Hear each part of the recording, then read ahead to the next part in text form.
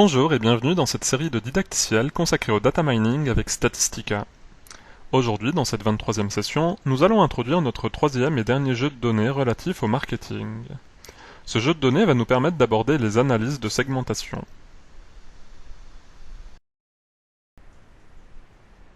Les précédentes sessions ont permis d'illustrer l'utilisation des modules de classification sur un exemple de risque de crédit, ainsi que l'utilisation des modules de régression sur les données d'une usine de boissons. À présent, nous allons présenter les méthodes de segmentation. Nous allons commencer par évoquer les applications de données marketing. Puis nous détaillerons les variables présentes dans ce jeu de données, et nous terminerons en décrivant les différentes étapes d'un projet de data mining pour de la segmentation.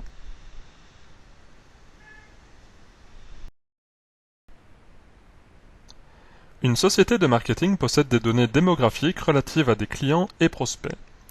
Nous supposons que les clients avec un profil et des caractéristiques similaires vont répondre de façon similaire à des campagnes marketing. Il est donc intéressant de segmenter les clients dans des groupes ou des classes homogènes. L'identification de ces groupes va permettre à l'entreprise de mieux comprendre le comportement de ses clients et ainsi améliorer l'efficacité de ses campagnes marketing. Pour mener à bien ce type de projet de data mining, nous allons donc devoir déterminer les variables qui permettent de faire la meilleure distinction possible entre les individus des différents groupes, construire un modèle prédictif afin d'affecter les individus aux différents groupes, et enfin utiliser le déploiement du modèle pour affecter les nouveaux individus aux groupes les plus pertinents.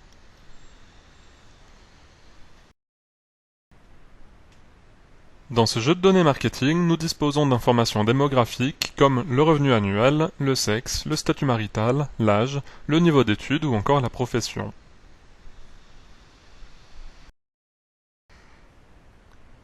La méthodologie CRISP que nous avons évoquée lors de la session 2 a établi les différentes étapes de notre projet de data mining. Nous avons déterminé les objectifs du projet, ce qui nous donne une compréhension métier. Nous allons utiliser Statistica pour explorer les données afin de mieux les comprendre. Si nous rencontrons des problèmes comme la présence de valeurs manquantes, nous pourrons les résoudre lors de l'étape de préparation des données. Puis nous pourrons passer à la phase de modélisation, à la phase d'estimation et enfin à la phase de déploiement.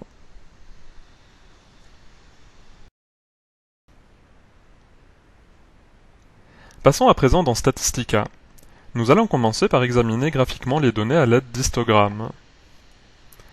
Je sélectionne toutes les variables et je clique sur le bouton OK afin de produire un histogramme pour chaque variable du jeu de données. Le premier concerne la variable revenu annuel. Puis nous avons le sexe avec les modalités homme et femme, le statut marital avec les modalités marié ou pacsé, concubinage, divorcé ou séparé, veuf et célibataire jamais marié. L'histogramme de la variable âge nous informe que la majorité des clients ont entre 18 et 44 ans. Nous avons ensuite des informations sur leur niveau d'études, leur profession et leur ancienneté dans le logement actuel.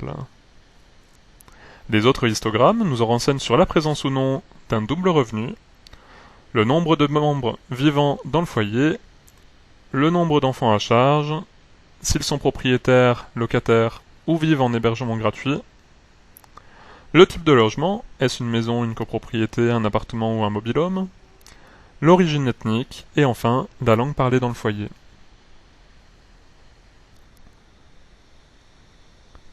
Maintenant que nous avons un aperçu global du jeu de données, nous allons examiner de plus près les différents problèmes qui peuvent exister. Dans l'onglet Données, je vais cliquer sur le bouton Recodification et choisir la commande Filtrage des données éparses. Cet outil va rechercher et supprimer les variables et les observations possédant plus de 10% de valeur manquante. Ainsi, lorsque je sélectionne toutes les variables et que je clique sur le bouton OK, Statistica supprime toutes les variables et toutes les observations qui comportent plus de 10% de valeur manquante.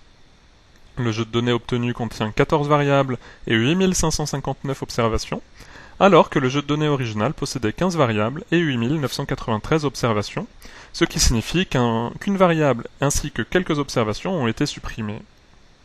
Il s'avère que la variable durée de résidence a été supprimée.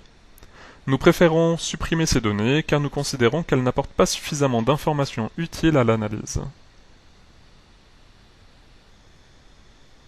Cette nouvelle feuille de données contient encore un certain nombre de valeurs manquantes. C'est pourquoi nous allons poursuivre la phase de nettoyage. Dans l'onglet Données, je clique sur le bouton Recodification et je sélectionne cette fois la commande Traitement des valeurs manquantes. Comme précédemment, je sélectionne toutes les variables.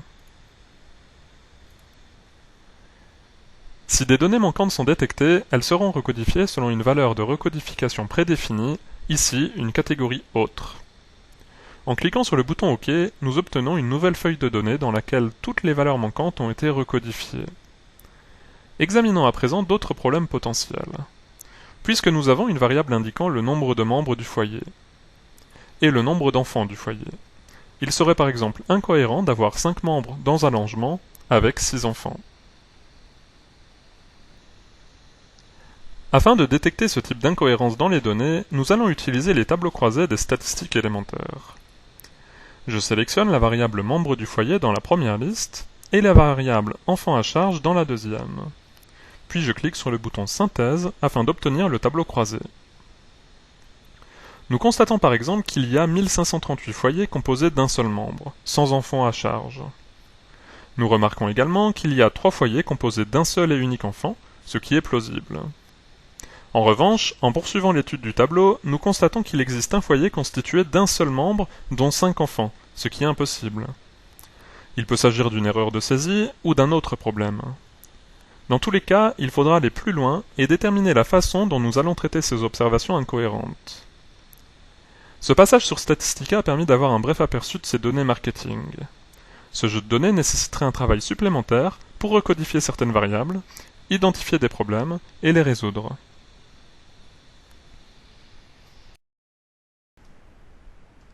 Les premières sessions de cette série didacticielle ont traité plus en détail les techniques de préparation et de nettoyage des données.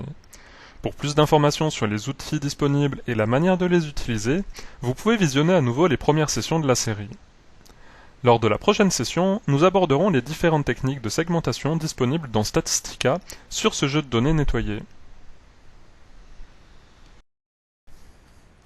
Pour plus d'informations sur Statsoft et ses produits, et notamment Statistica Data Miner, n'hésitez pas à visiter notre site web statsoft.fr ou nous contacter par téléphone au 01 45 185 999.